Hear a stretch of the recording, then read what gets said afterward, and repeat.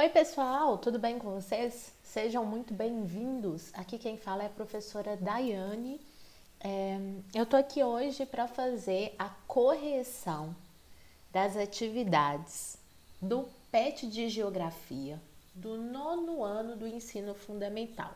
As atividades que eu vou corrigir hoje são as atividades da semana 3, referentes ao conteúdo sobre globalização, mundialização, internacionalização, nova ordem mundial e blocos econômicos. Vamos começar? Pessoal, por gentileza, quem puder acompanhar com a apostila, página 74, vamos lá. Atividade número 1, observe a manchete. Nós temos 3 manchetes. A primeira, Alpargatas, dona das Havaianas, mantém um plano de ser mais internacional. Pessoal, já vamos grifar? Vamos começar grifando. Então, olha só. Informação importante. Primeiro, a Alpargatas é uma empresa, né? Segunda informação importante, ela quer ser mais internacional. Isso já vai dar uma dica pra gente de qual vai ser a resposta. Segunda manchete da emissora BBC Brasil. Tragédia no mar Mediterrâneo pressiona o UE, que é a União Europeia, a tomar atitude sobre tráfico de pessoas. Então, nós temos 2 informações importantes aqui. Uma delas é a questão do tráfico de pessoas, que chama atenção para a circulação de pessoas, para a migração. E uma outra informação importante aqui, que é a União Europeia, que trata-se de um bloco econômico e trata-se, portanto, de um exemplo de integração entre países nesse caso. Aqui nós temos uma outra reportagem da Apex Brasil. Cafés brasileiros fazem sucesso na Coreia do Sul no Seul Café Show. Então, olha só, nós temos um hábito alimentar brasileiro, um produto, né, tipicamente brasileiro, não que o café seja originado no Brasil, mas, né, um café tipicamente com sabor brasileiro vai fazer sucesso, está fazendo sucesso lá na Coreia do Sul. Isso indica que há uma incorporação, né, de um valor, de um hábito, de um costume da cultura brasileira lá pelos sul-coreanos. Todas essas informações que eu grifei para vocês são importantes e nos dizem respeito, nos ajudam a responder à atividade 1. Vejamos qual é a pergunta? A partir da leitura das manchetes, classifique-as como globalização, mundialização ou internacionalização. Vamos classificá-las? Vou classificar aqui embaixo, pessoal. Acho que fica melhor, tá? Vou classificar aqui. Então, a primeira, a Alpargatas, ela quer se tornar mais internacional para ela poder aumentar as suas trocas econômicas, o seu lucro. Isso é uma premissa da internacionalização, beleza? Nós temos aqui uma tragédia que aconteceu devido a uma maior circulação de pessoas, a uma maior integração. Então, nós temos aqui um aspecto que diz respeito à globalização. E aqui nós temos um hábito, né, um valor cultural, né, uma bebida com traços, com características do nosso país que está fazendo sucesso em país alheio, em país dos outros. Isso mostra então uma incorporação, uma assimilação de hábitos e valores da cultura de uns por outros. Isso se refere à mundialização. Pessoal, não basta identificar, é preciso também explicar. Então vamos lá, olha. No caso da Alpargatas, qual que é o objetivo da empresa? É ser mais internacional, aumentar as trocas econômicas, por isso internacionalização. Já no caso da tragédia ocorrida no mar Mediterrâneo, como eu disse, ela está associada ao aumento das migrações e tráfico de pessoas, o que evidencia uma maior integração. Globalização. E, por fim, o sucesso feito pelos cafés brasileiros na Coreia do Sul evidencia a incorporação de hábitos, valores da nossa cultura em outras partes do mundo, no caso da Coreia. Fato este que é classificado como mundialização. Beleza? Então, vamos justificar isso? É preciso construir uma resposta, né, textualmente. Então, No primeiro caso, trata-se de internacionalização, pois há alpargatas tem como propósito a ampliação das trocas econômicas e do lucro. Ponto. Aqui eu escrevi internacionalização. Agora sim. Beleza. No segundo caso,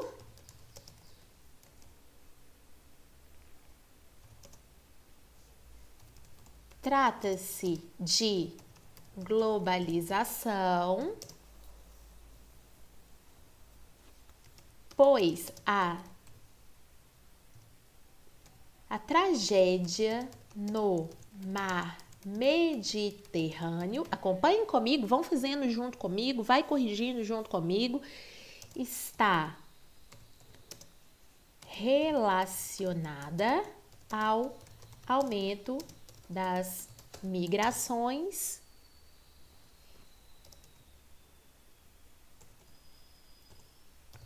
o que evidencia maior integração entre pessoas e países. Estamos quase terminando a número 1, agora vamos lá. Por que a terceira é mundialização? Então, no terceiro caso, trata-se de mundialização, pois o sucesso feito pelos cafés brasileiros evidencia a incorporação de hábitos, valores da cultura de um país por outro. Vamos ver como é que ficou então? Olha, no primeiro caso, trata-se da internacionalização, pois a alpargatas tem como propósito a ampliação das trocas econômicas e do lucro. Isso é premissa da internacionalização. No segundo caso, trata-se de globalização, pois a tragédia no mar Mediterrâneo está relacionada ao aumento das migrações, o que evidencia maior integração entre pessoas e países, premissa da globalização. No terceiro caso, trata-se de mundialização, pois o sucesso feito pelos cafés brasileiros evidencia a incorporação de hábitos, valores da cultura de um país, no caso Brasil, por outro, no caso Coreia do Sul. Número 1, corrigido. Atividade número 2, diante dos usos dos termos globalização, mundialização e internacionalização, qual é a diferença entre as expressões? Qual a característica predominante de cada um deles? Pessoal, olha, quando a gente fala de globalização, é mais geral, é mais abrangente. Ela envolve a integração de todo o espaço mundial e ela tem aspectos, a característica predominante nela é que ela tem características tanto políticas, econômicas, sociais, culturais. Segundo, mundialização, ela é uma parte da globalização e ela se refere à incorporação de hábitos, valores e costumes de outros lugares. Qual que é a característica predominante na mundialização? A cultura. Já a internacionalização, que também é uma parte, um desdobramento da globalização, indica o aumento das trocas econômicas comerciais. O aspecto ou característica de destaque é a economia. Vamos construir agora, pessoal, um texto para isso, né? Uma resposta, não é pequena. Então, vamos lá. A globalização, acompanhem comigo, é um processo mais abrangente e significa a integração do espaço geográfico mundial. Seus aspectos de destaques são culturais, econômicos, políticos e sociais. Por isso que a globalização é mais ampla, beleza? A mundialização é parte da globalização, é um desdobramento dela, é parte da globalização e refere-se à incorporação de hábitos, valores e costumes de outros lugares. A característica predominante é a cultura. E por fim, a internacionalização também é um desdobramento da globalização e se refere à ampliação das trocas comerciais. A característica predominante é a economia. Vamos ver a nossa resposta, como ficou a construção final dela. Então, a globalização é um processo mais abrangente e significa a integração do espaço geográfico mundial. Vamos corrigir. Seus aspectos de destaques são culturais, econômicos, políticos e sociais, por isso que ela é mais abrangente. A mundialização é parte da globalização e refere-se à incorporação de hábitos, valores e costumes de outros lugares. A característica predominante é a cultura. A internacionalização também é um desdobramento da globalização e se refere à ampliação das trocas comerciais. A característica predominante é a economia. Pessoal, corrigido número 2, vamos, portanto, ao número 3 e 4. Para tanto, nós precisamos de fazer a leitura desse textinho aqui, que fala sobre uma história de amor que começou no cemitério. A história de amor é vivida entre Bilge e Teresa. Eu vou ler com vocês e, ao longo da leitura, eu vou fazer marcações em trechos que são fundamentais para a gente responder o número 3 e 4. Acompanhem comigo. Bilge ainda é muito apaixonado por Teresa. Eles se conheceram no cemitério. É estranho, mas histórias de amor podem acontecer em qualquer lugar quando se está de coração aberto. Ele estava lá porque seu tio Drevin faleceu aos 73 anos. Foi Drevin que escolheu o nome de Bilge, que quando veio da Turquia em 92 para morar no Brasil. Então essa história de amor passa-se no Brasil. E fundaram o restaurante da família. Já logo na primeira semana, Bilge presenteou Teresa com uma tulipa. Então aqui a gente tem uma informação importante. O primeiro presente foi uma tulipa, planta originária da Ásia Central. Pessoal, o que tiver de amarelinho é o produto e de verdinho é a origem, beleza? Amarelinho, produto, verdinho, origem. Mas que muitos associam imediatamente a Holanda. Na semana seguinte, já sabendo que a namorada adorava doces, presenteou a amada com chocolates da marca Godiva. Acho que se pronuncia assim. Então, ó, chocolates, marca Godiva, uma fabricante belga. Então, origem Bélgica. Na loja de produtos importados, escolheu uma caixa de bombom com 24 unidades e uma caixinha com cajus inteiros cobertos de chocolate. Bilge achou estranho uma fabricante de chocolate belga comercializar um produto tipicamente brasileiro, por causa do cacau e o caju. Mas logo também considerou que a Bélgica não cultiva cacau.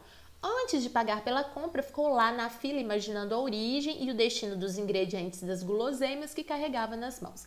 Teresa, que sempre foi generosa, também presenteou o namorado no primeiro mês de namoro. Comprou uma caixa de charutos. Então, nós temos aqui, ó, charutos. De onde vieram esses charutos? Cuba. Beleza? Apesar de não gostar que ele fumasse, ainda mais charuto, considerava o cheiro horrível, queria agradá-lo. Afinal, ainda estavam no primeiro mês de namoro e, sempre sendo generoso um com o outro, continuaram trocando presentes e agrados. Então vamos ver o que teve. Teve perfume, teve relógio, teve vodka e teve um rolo de macarrão. Agora nós vamos ver a origem desses produtinhos. O perfume francês, o relógio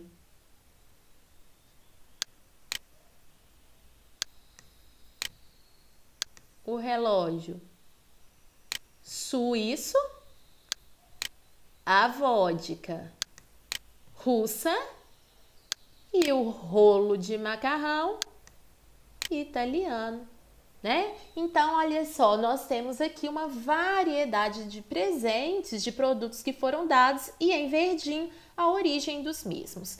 Agora sim, atividade 3. Quais dos termos internacionalização, globalização, mundialização melhor definem as situações vivenciadas no texto por Build e Drevin? Não é Drevin não, quem vivencia a situação é Teresa, né? Drevin era o tio. Então vamos corrigir isso daqui, ó.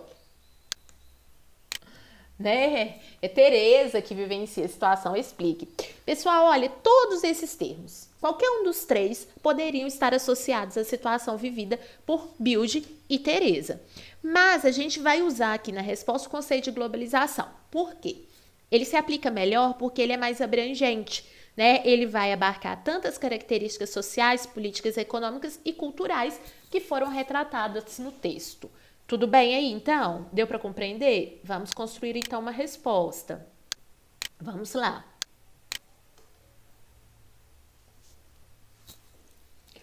Todos os três termos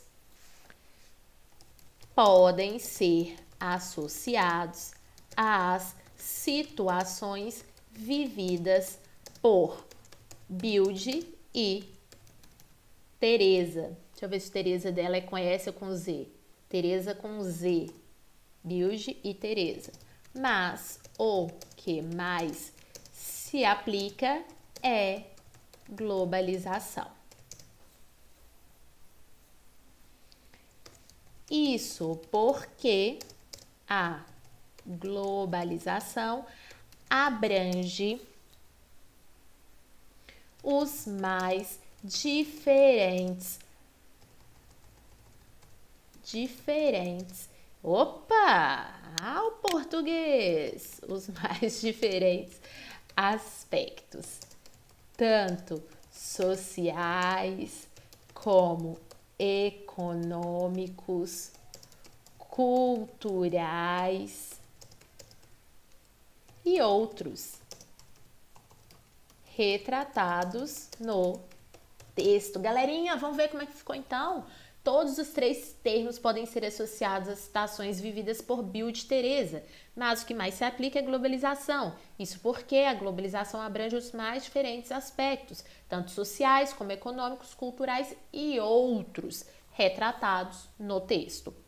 Atividade 4. Construa uma tabela com os produtos consumidos por Build e Teresa. De novo, o Drevin morreu. Como é que ele vai consumir produto, né? Então, Build e Teresa. Identifique seu local de compra e origem. Pessoal, não fica evidente no texto, mas me parece que todos os produtos foram comprados aqui no Brasil. Então, isso nós já vamos completar aqui, tá bom? Então, nós já vamos colocar nosso Brasil brasileiro, né? Lindo, maravilhoso aqui, como local de compra. Faça a tabelinha bonitinha no seu caderno, né? Ou preenche na apostila. Então, Brasil, local de compra. Agora, vamos ao produto consumido. Então, lá em amarelinho, se a gente voltar, a gente encontra quem? Tulipa. País de origem, não tem um país ao certo, nós temos a região, né? Então, Ásia Central. Vou deixar bem claro aqui que a Ásia Central não é um país, é uma região do continente, tá bom? Outra coisa que Teresa ganhou foi o chocolate Godiva. A origem do chocolate Godiva é Bélgica. E tem mais coisa também. Ele ganhou charutos. Charutos. Não sei se vocês lembram, provenientes de Cuba. Depois teve mais presentes lá no finalzinho. Perfume. O perfume era da França. Teve também relógio. O relógio era da Suíça. E teve também vodka. Eita! A vodka originada, comprada na Rússia. Muito bem, então nós temos aqui o nosso quadro preenchido. Atividade 5, eba! Estamos terminando. A nova ordem mundial assinala o fim da bipolaridade entre União Soviética e Estados Unidos, ou seja, o fim da Guerra Fria. Uma das consequências da nova ordem foi a criação de blocos econômicos. Pesquisas sobre União Europeia e Mercosul, considerando vamos ver o que a gente tem que considerar: ano de criação, países membros, no caso da União Europeia fica difícil, vou falar por quê, acordos estabelecidos e a situação atual. Aí eu já me adiantei, algumas coisas eu faço com vocês na hora, outras eu vou adiantando. Não sei se vocês percebem aqui, nós temos um clipezinho azul, um clipezinho verde. Esse clipezinho azul aqui representa, né, a nossa União Europeia. Aqui não sei, tá dando para vocês verem direitinho, essa é a bandeira da União Europeia, um fundo azul com estrelas circulares, beleza? E aqui, nesse clipezinho, nessa taxinha verde, nós temos aqui o Mercosul, essa bandeira do Mercosul, então em fundo branco, essa linha aqui representando um pouco, né, fazendo uma alusão à linha do Equador, e aqui as 4 estrelas se referem aos 4 países fundadores do bloco: Brasil, Paraguai, Uruguai e Argentina. Beleza, então a resposta, vocês vão colocar aí o nome, tá? União Europeia e o nome Mercosul. Eu vou só escrever na frente porque o meu já tem aqui essa taxinha, beleza? Então vamos começar aqui com a União Europeia. Primeira informação importante é a trajetória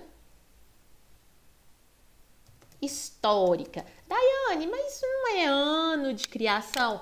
Mas se tratando de União Europeia, não dá para eu falar simplesmente assim, ano de criação, pronto, acabou. Eu vou dizer para vocês por quê, tá? Porque a história da União Europeia começa, na verdade, em 1900... Ai, Jesus, espera aí. A história da União Europeia... Vamos ver porque eu não estou conseguindo digitar, gente. Calma, tá tudo sob controle. Muito bem. A história da União Europeia começa em 1944 com a criação do Benelux, que foi um acordo econômico formado entre Bélgica, Holanda e Luxemburgo. O Benelux, em 1952, ele acabou se tornando um bloco um pouquinho maior, passou a receber mais 3 países e virou a SECA, que significa Comunidade Europeia do Carvão e do Aço. Aí em 1957, mais países passaram a fazer parte e aí a SECA mudou de nome e passou a ser chamada de CEE, Comunidade Econômica Europeia, virou um mercado comum. Só em 1992, com o Tratado de Maastricht, é que a União Europeia passou a ser chamada de União Europeia. Mas atenção, pessoal, isso não significa que ela só foi criada em 92. Isso significa que ela tem uma trajetória histórica, beleza? Agora sim. Então vamos lá. Quantidade de países membros: 27 países membros. Hoje não dá para eu colocar 27 aqui, a aula vai ficar muito grande. Vou colocar alguns, tá? Alemanha, Portugal, eita Lele, Portugal, Espanha, Grécia, França. Nada de colocar o Reino Unido aqui, hein? O Reino Unido saiu da União Europeia, o processo de saída começou em 2016, o Brexit, e foi concluído em 2020, beleza? 27 países membros, alguns dos acordos. Então, a União Europeia tem a livre circulação de pessoas. O nome desse acordo chama-se Tratado Schengen, assinado em 1975, né? Livre circulação de pessoas. Tem também a adoção de moeda única, que é o euro, mas atenção, ela não é adotada por todos os 27 países membros, bom? E o fato do euro não ser adotado pelos 27 países membros faz com que a União Europeia ainda não tenha atingido o status de União Econômica e Monetária. Então, qual que é a situação atual? Ela é considerada um bloco econômico do tipo mercado comum, beleza? Dentro de um mercado comum você tem livre circulação de pessoas, você tem livre circulação de mercadorias e serviços. A adoção de uma moeda única permitiria a formação de uma União Econômica e Monetária, mas a União Europeia está em processo de se tornar uma União Econômica e Monetária, pois ela não tem 100% de adesão ao euro. Bonitinho. Vamos agora para o Mercosul. O Mercosul não tem toda essa trajetória histórica, né? É mais simples, 1991 foi a sua criação, quando foi assinado o Tratado de Assunção, beleza? Vamos aí aos países membros. Os fundadores eu já falei quem são, né? Argentina, Uruguai, Paraguai, Brasil. Esses são fundadores. Nós temos um outro país membro, que é a Venezuela, mas a situação dela tá difícil, tá? A situação da Venezuela é de suspensão. Ela está suspensa do bloco desde 2016. Daiane, quando que ela vai sair de suspensão? Não sei, tá bom? E por fim, qual que é a situação atual? O Mercosul é uma união aduaneira. Isso significa que há livre circulação de mercadorias e serviços dentro do bloco, mas na hora de se comercializar com países de fora do bloco, é preciso o pagamento de taxas, de uma tarifa, imposto. Essa tarifa externa, ela tem um nome, a tarifa chama tarifa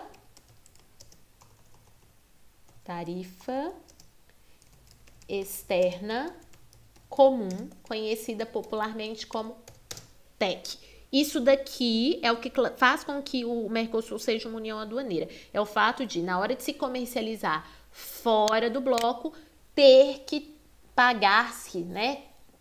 Inserir-se ali na negociação uma tarifa, um imposto, que é a tarifa externa comum, TEC.